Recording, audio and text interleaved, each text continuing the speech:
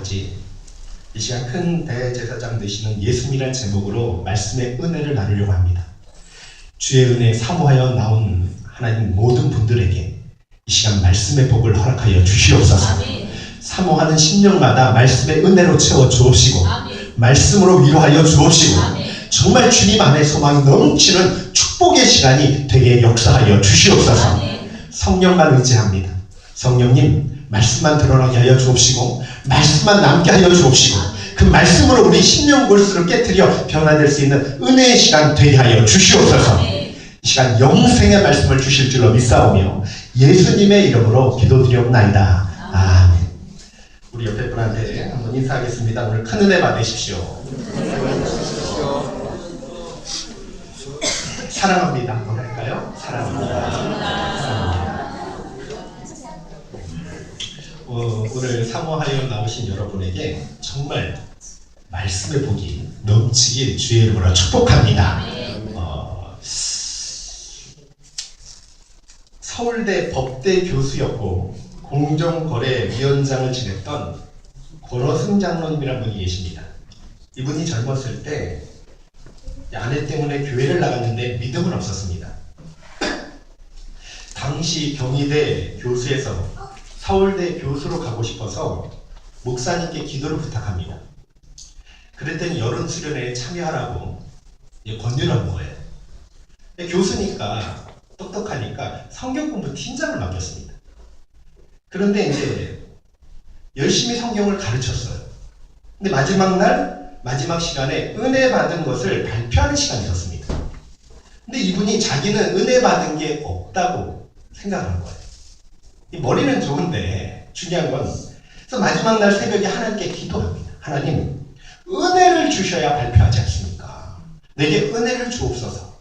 막 부르짖는데 천둥 치듯이 하나님의 음성이 들려요. 뭐라고 음성이 들려냐면 내 아들아, 지금까지 내가 너를 지켜준 게 다 은혜가 아니냐. 내가 너를 얼마나 사랑하는데 아무런 은혜가 없다고 하느냐. 분명히 음성을 들었습니다.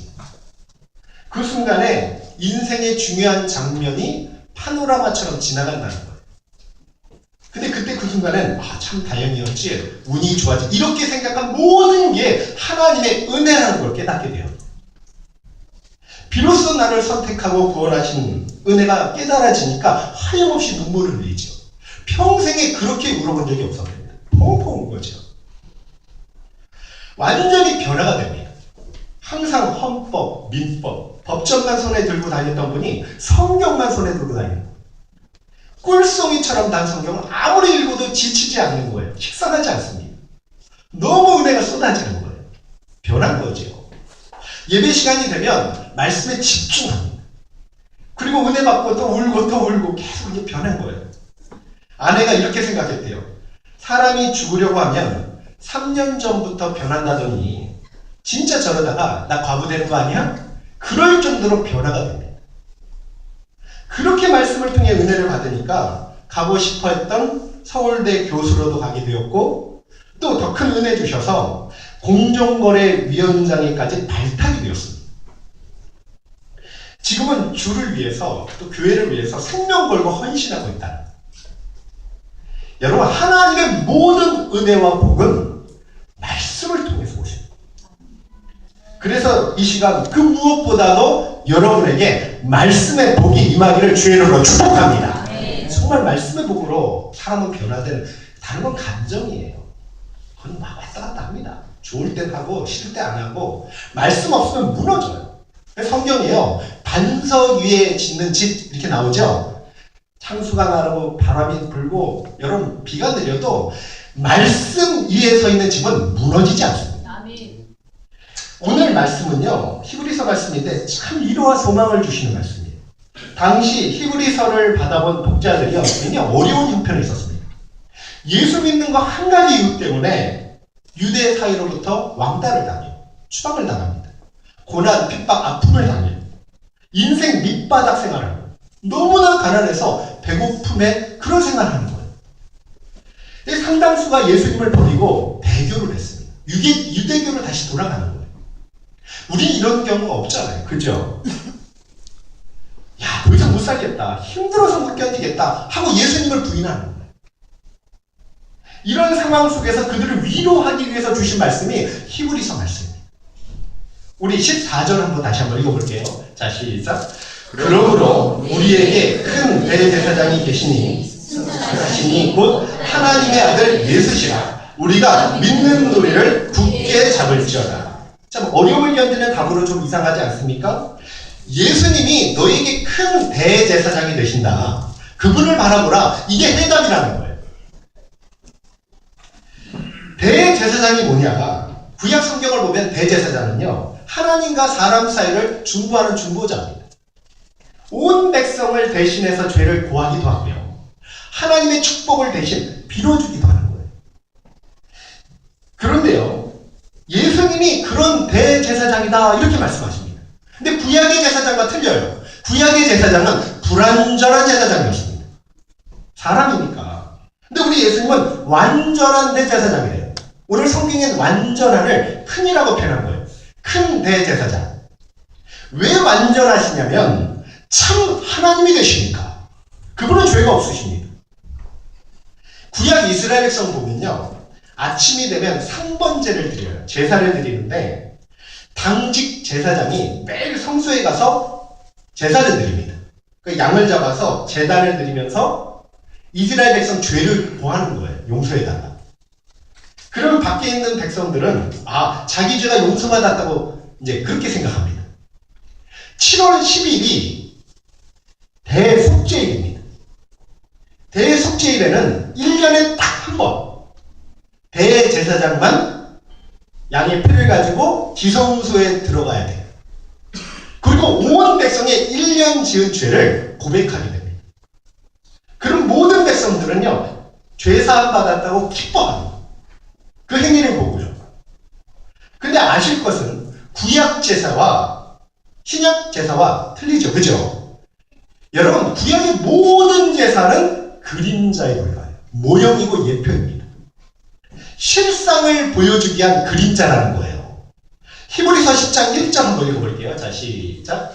율법은 장차 올 좋은 일의 그림자일 뿐이요 참 형상이 아니므로 해마다 늘 드리는 같은 제사로는 나오는 자들을 언제나 온전하게 할 수 없느니라. 구약 성전은요, 완전한 성전이 되시는 예수님을 보여주는 그림자.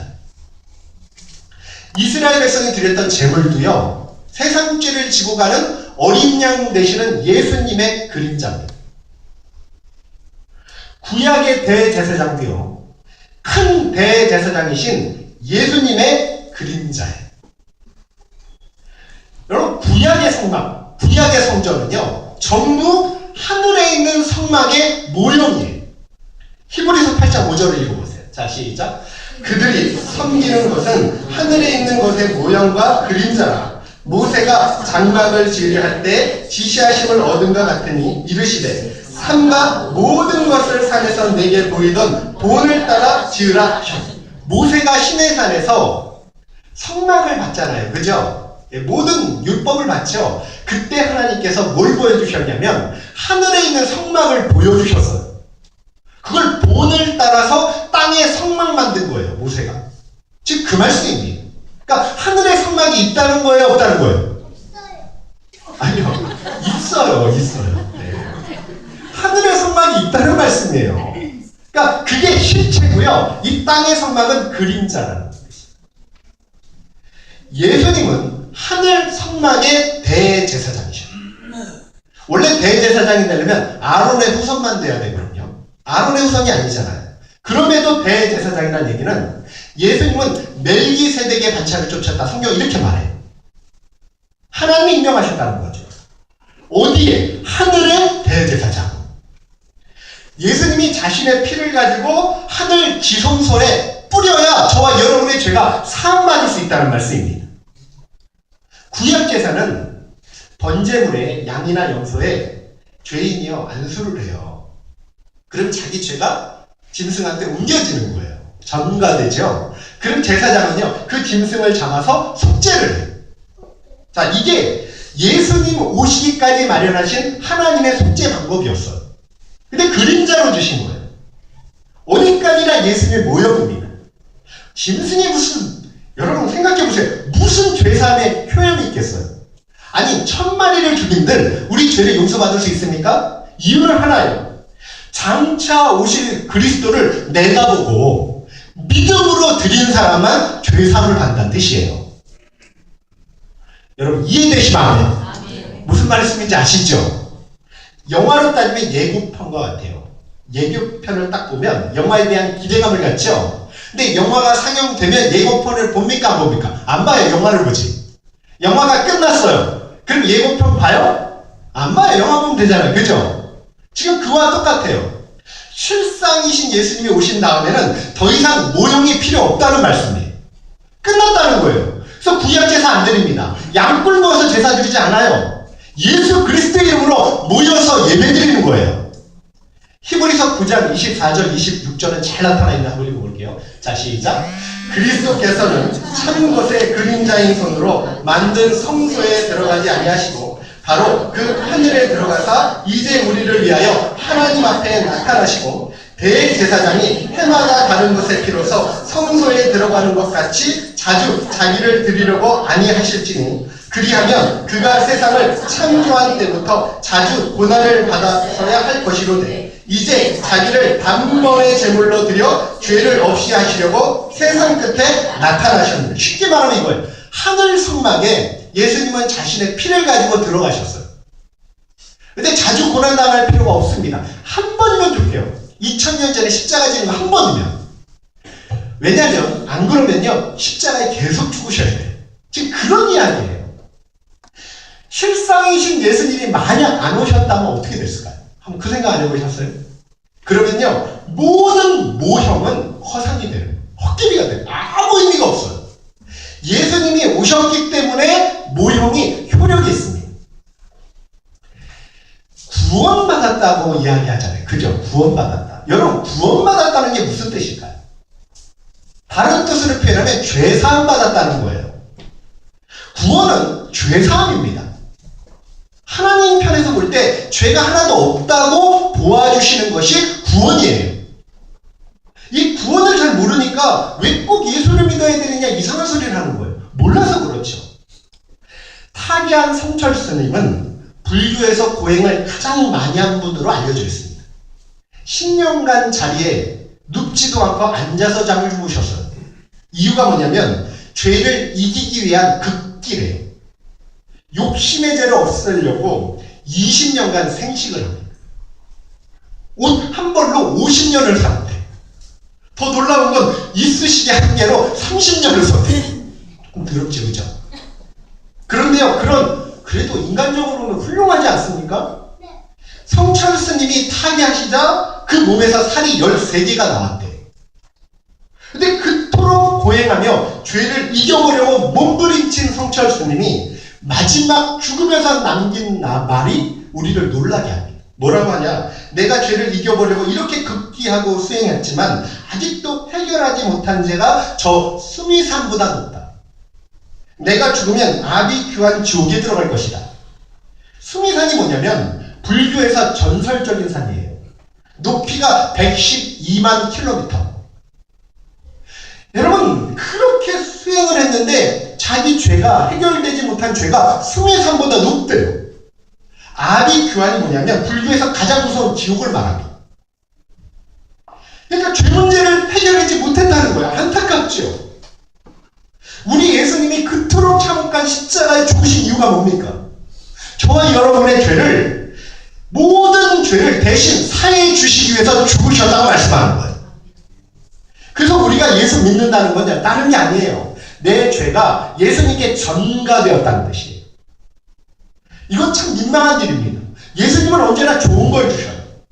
근데 우리는 드릴 게 죄밖에 없는 거예요. 성경에 12의 혈루병 앓았던 여인이 나와요. 혈루병은요 몸에 계속 피가 흐르는 병입니다. 율법에 부정한 병이에요. 그 여인이 물건을 만지면 부정하게 돼요. 사람을 만지면 부정하게 돼요. 그러니까 굉장히 외롭습니다. 성전에도 못 들어가요. 공동체 생활을 못해요. 가족에게 버림을 받는 것이 혈루병이에요. 근데 이 여인이 몰래 예수님 옷자락에 손을 댔습니다. 이유는 하나예요. 만지면 낫겠다는 믿음 때문에. 근데 기적이 일어났어요. 원래는 부정한 여인이 예수님 옷자락 만지면 예수님이 부정하게 되어야 돼요. 근데 어떻게 됩니까? 반대로요. 예수님의 의, 예수님의 치유, 예수님의 능력이 그 여인에게 전가된 거예요. 그리고 완전히 치유함을 받습니다. 깨끗함을 받습니다. 여러분, 이게 전가의 원리예요. 예수님을 믿을 때 우리 죄가 예수님께 전가돼요. 옮겨집니다. 그리고 예수님의 의가 우리에게 옮겨지는 거예요. 그래서 우리가 믿음으로 말미암아 의롭다고 일컬음을 받고 구원을 받는 이유가 이것 때문이에요. 여러분, 믿으시면 아멘. 여러분, 이거 믿지 못하면 절대 구원은 없습니다. 이게 구원이에요. 근데 구약 제사와 예수 그리스도의 제사는 차이점이 있습니다. 구약 제사는 해마다 드려야 돼요.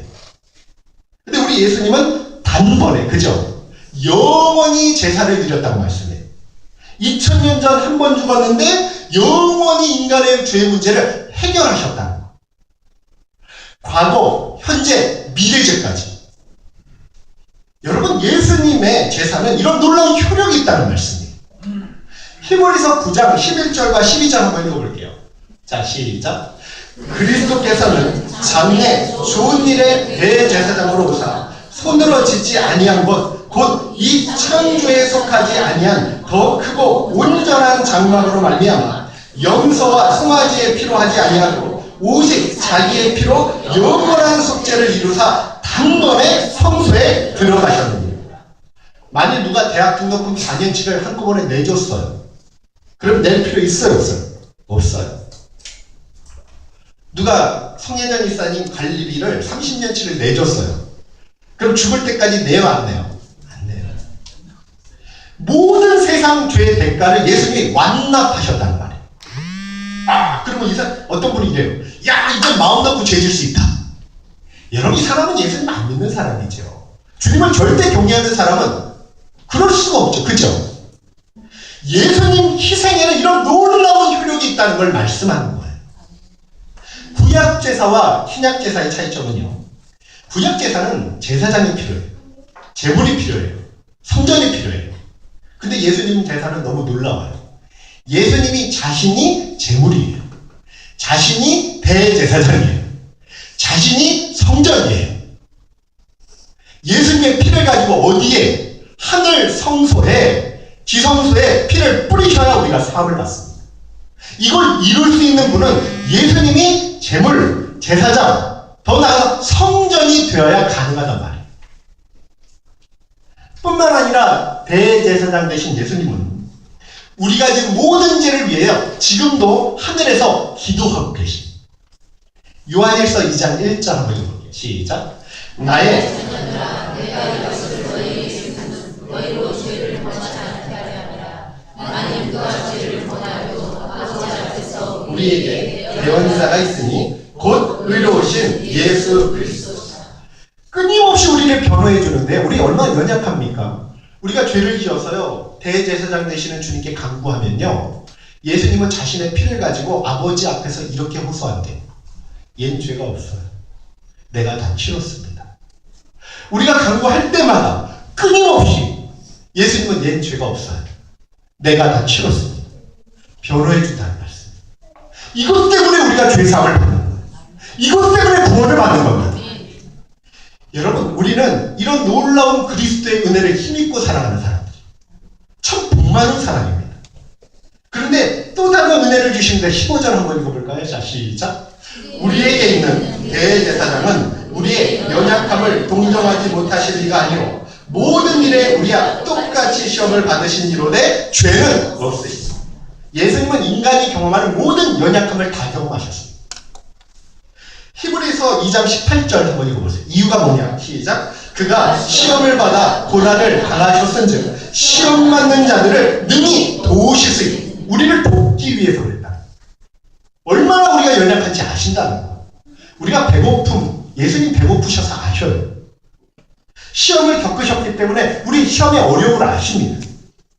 어느 정도까지 시험을 견디는지도 알고 계셔요. 그래서 감당하지 못할 시험 주시지 않습니다.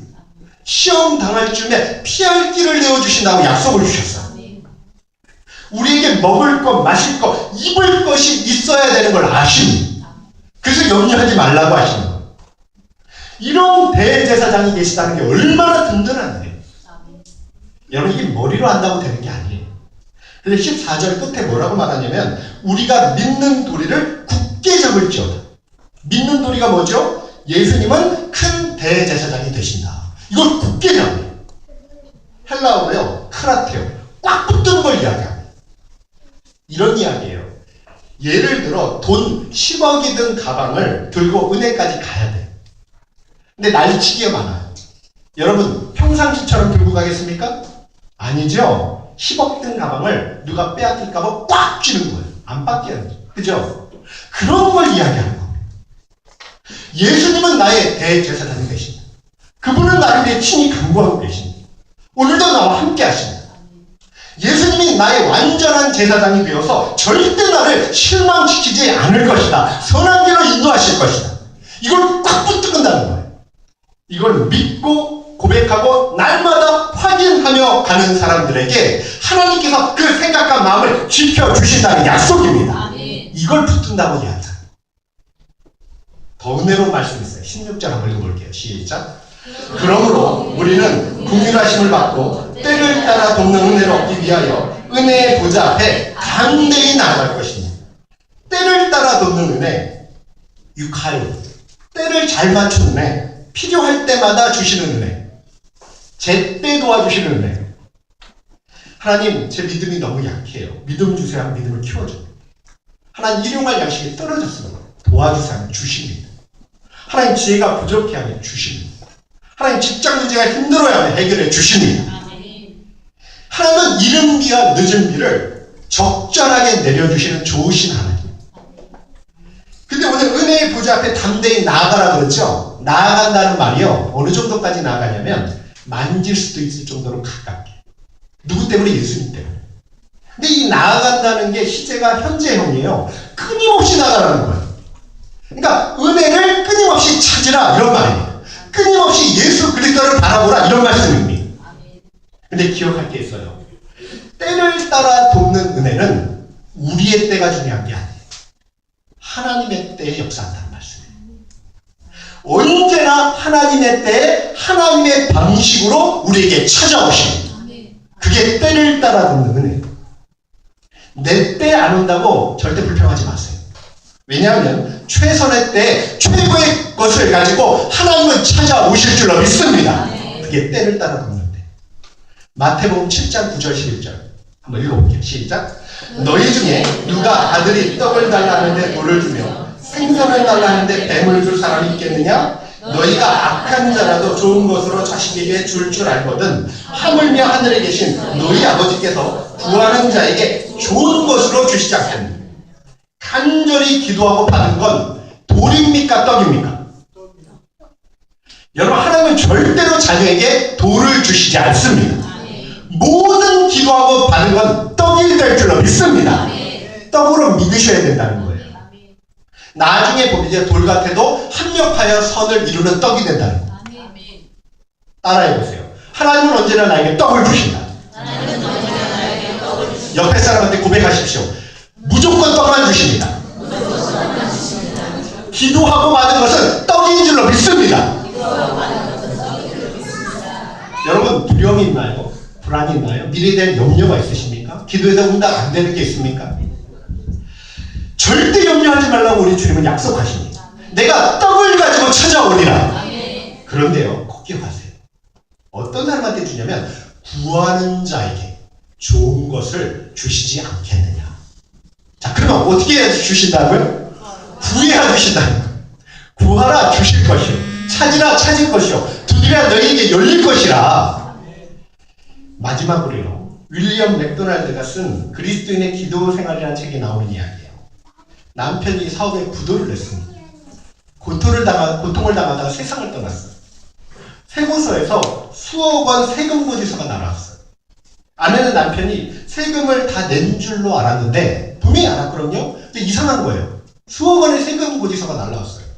세무서에 가서 호소합니다. 영수증이 없으면 해결이 안 된대요. 아내가 집으로 와서 샅샅이 뒤져요. 영수증을 찾을 수가 없습니다. 포기했어요. 그러다가 무릎 꿇고 하나님께 기도합니다. 하나님 음성이 들렸어요. 내가 너를 도우리라. 분명한 하나님의 음성이었습니다. 그런데 응답이 있었는데 불구하고 일은 꼬여가요. 세무서에서 세금 내지 않으면 고발하겠다고 통보가 옵니다. 기도에는 방법이 없었어요. 하나님 도와주십시오. 또 들리죠? 도와주세요. 기도하는데요. 호랑나비 한 마리가 집에 들어오는 거예요. 집안에 막 날아다녀요. 아이가요. 호랑나비 잡으려고 이리저리 호랑나비 하면서 막 찾아다니고 했는지요. 집안이 난리가 났습니다. 근데 이 호랑나비가 쇼파 밑으로 들어가요. 애가 기어 들어가요. 그래서 나오는데 종이 쪽지 하나가 딸려 나옵니다. 알고 봤더니 남편이 낸 영수증이에요. 이 세금 영수증 가지고 세무서로 가요. 어떻게 되었을까요? 얼마 전까지만 해도 수억 원의 세금을 징수하지 못하면 구속될지도 모르는데 영수증 한 가지로 모든 게 해결되고요. 자유하게 되었다는 거예요. 여러분, 이것이 때를 따라 보는 은혜라는 거예요. 우리가 담대히 하나님 보좌 앞에 나아가면, 예수 그리스도의 이름에 의지해 나아가면 하나님은 때를 따라 돕는 은혜를 주실 줄로 믿습니다. 우리 주님은요, 큰 대제사장이에요. 완전한 대제사장. 때를 따라 도와주시는 좋은 대제사장이십니다. 오늘도요, 은혜의 보좌에서 저와 여러분을 위해서 기도하고 계십니다. 얘 죄가 없어요. 내가 다 키웠습니다. 가장 최고, 최선의 때 언제나 떡을 들고 찾아오십니다. 이 대제사장 되시는 주님만은요, 저와 여러분이 꽉 붙드시기를 주의 이름으로 축원합니다. 주님만 바라보면 인생 승리할 수 있습니다. 어떤 길을 가든지 형통할 수 있습니다. 우리 하나님이 인도해 주셔요. 여러분, 언제나 떡을 가지고 찾아오시는 주님을 기대하시길 소원합니다. 그리고 반드시 때가 되면요, 걱정하지 마세요. 돌 같아도 뭐라고요? 떡이에요. 떡만 주셔요. 그게 하나님의 약속입니다.